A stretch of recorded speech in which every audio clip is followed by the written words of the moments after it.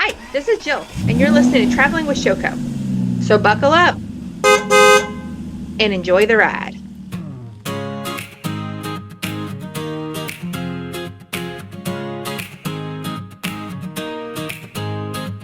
Doug's got the wheel and Jill's got the ghost trap, chasing some ghosts after checking the map. Traveling with SHOWCO with a story to spin. Oh, that was some good stuff out there. I like that. Welcome back, everybody. Hey, we missed you.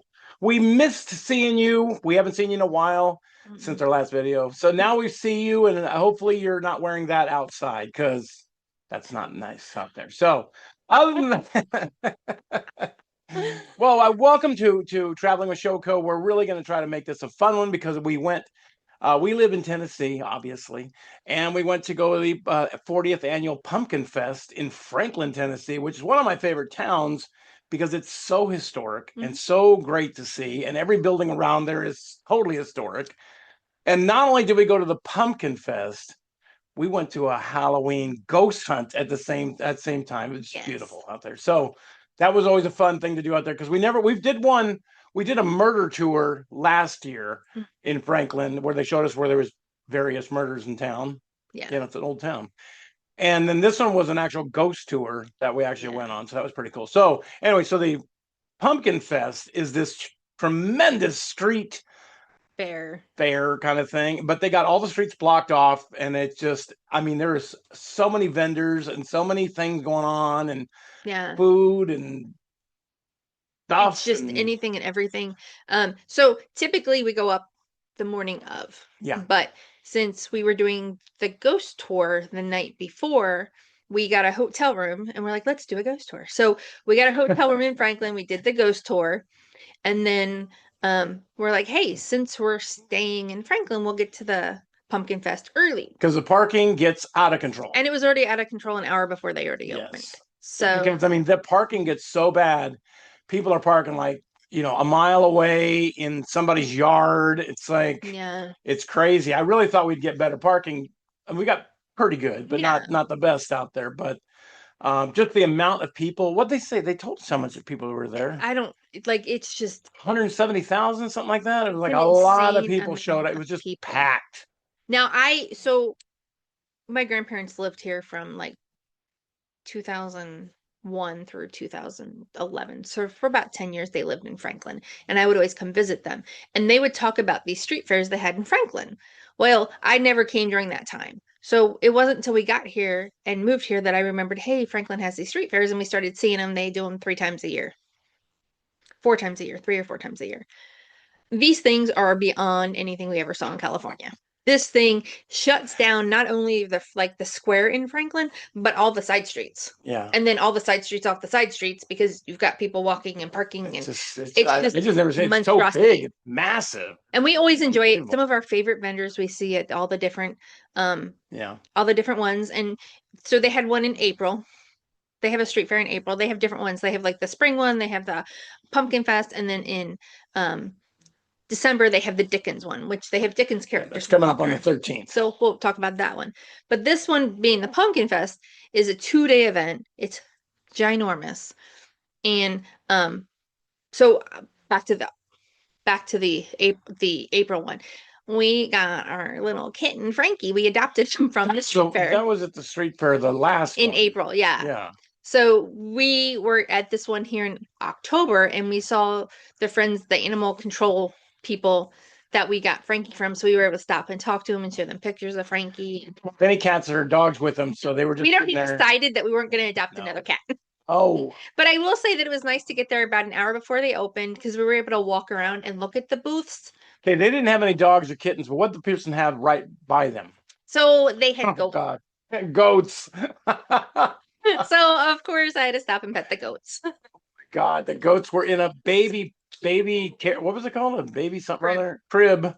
They were laying these goats sitting in there, and I'm like, what in the hell? So it was nice to be able to walk around the street fair like an hour before they opened and not have it gets so crowded, like it's hard to move. So it was nice to be able to walk around half of it and be able to look to see what, like if we wanted to go back somewhere or whatever. We just had and it never fails. It never fails. that when the crowds get super heavy, you get people pushing these full on like carts around. But usually there are 2 or 3 kids should be in there, but the kids are running around like crazy people. So they're pushing these big empty carts down the middle of a street and then stopping. Mm-hmm. And it's like then everybody behind them's got to go, "How do we get around you?" And it's like, what the hell's going on? And I'm like, I want to just drive a car in there because it's like, these things are huge. They're pushing these big carts around. I'm like, A golf cart. It's Golf cart. yeah, golf cart. Yeah. So I'm not a car. That is kind of weird if I was driving a car in the place. Good Lord. That happens next time, and Yeah. we have this video now. Hi, I'll be on the news going, there he was. That's the guy that did it. So it's like, oh my God. So, But it was nice. And this time it wasn't raining. I think last year it was raining. So everybody's running for cover because it was just raining really hard. This time it was just beautiful outside. So it was really super nice. Just packed with people. And the night before we did that ghost tour, and JJ's Wine Bar is there in downtown Franklin. Yeah. And JJ's Wine Bar, their hours never align with our lifestyle. Every time we are there, they are closed.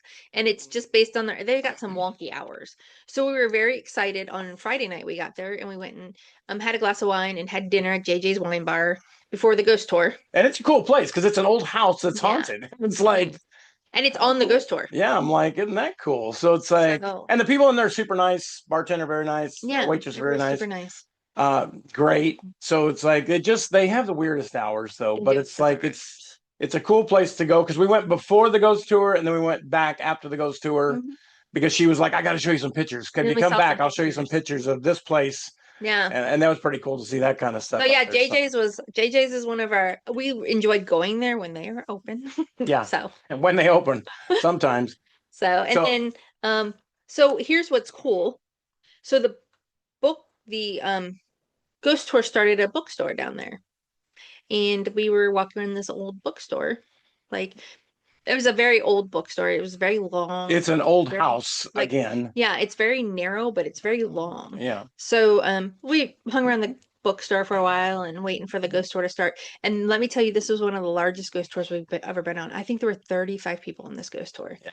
35 people. That's a lot. Normally we have 15 to 20, but 35. And she did a really good job. Like, she did a good job wrangling everybody, making sure we all stayed. And what's cool is the place that we met, this bookstore place, was just featured on Fox News because the person that wrote a Christmas story, it had a thing there, and they actually filmed it there. So it was filmed at the same place we just went to this thing. So we had no idea. Yeah, I was like, oh, that's cool. So we're anxious to see the movie since we were just apparently Chelsea Grammer's in it and a bunch of stuff for Christmas. So it's kind of names in there. So we're excited to see that. But so like there's just so the places we walked around off Franklin to go see the ghost stuff.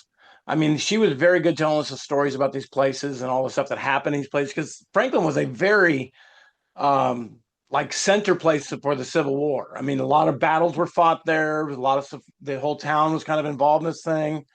Most of the buildings on the square were hospitals. So it's like, and almost all the buildings were there when that was going on. So it's really a very historic town.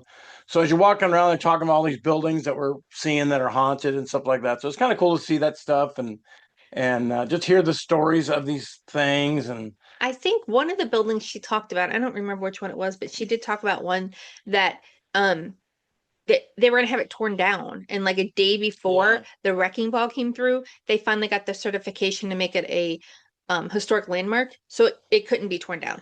Yeah. So the building was saved. I forget which one. Was it that was studio? It was something like that. Yeah, it was that one on the corner. So it's like, but yeah, that's the thing. I mean, a lot of them have really cool backstories on these buildings, and I wish we could afford to buy one of these places because they're just so beautiful. These homes, it's like, my God. But they're attics and crawl spaces and ghosts and stuff like that in them. But the ghosts come free. Yeah, it was pretty cool though to do the ghost tour right there and then not have to drive all the way back home, even though it's only like 45 minutes. Yeah. It's nice because we're going to Pumpkinfest the next day. So sometimes it's nice to just kind of stay for the night. Yeah, so that was a good one. So I'm glad we could kind of go over that a little bit with y'all. So it's kind of a cool thing. So one more thing. Yeah. There's one thing I learned about Franklin. So they've built all these look-alike New York brownstones on one of the side streets. These are new places. They're new. but they look like the New York Brownstones. They do. New York walk-ups. They Yeah. look just like it. And what's interesting is that when they're building these buildings in the downtown area, she was saying that they have to maintain certain sort of outdoor aesthetic to match the rest of Franklin to make Who them. was the famous person who said was looking at that place down there or bought one? Kathy Griffin.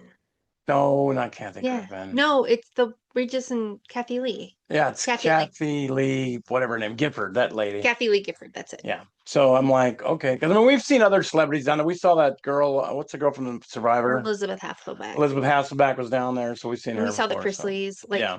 they just everybody floats around Franklin. Franklin's just a very popular spot right there, so Yeah. it's kind of a cool thing. So, all right, so that's kind of our Franklin adventure. Yeah, we love Franklin. We love Franklin a lot. We do, and we're going back to Franklin for the Christmas market that they're going to have down there, where they block all the streets off, and we go through this thing yet again. But at least this one's cool because it's got like people dressed up as the characters from A Christmas Carol, Scrooge, and everybody. And the officers are dressed as Bobbies. mm-hmm. They have the little hats. They have clubs. It's like they look very cool. Franklin officers are dressed as Bobbies. They don't have Bobbies dressed up. They're real police. It's like they're just dressed up like that. It's pretty cool to see that. So kind of a neat thing to get everybody in town involved in this stuff. So it's very cool to see that. So you'll see more pictures of that kind of thing once we get into there. So other than that, you know what, everybody go out. I mean, we're probably not going to see you again before Thanksgiving.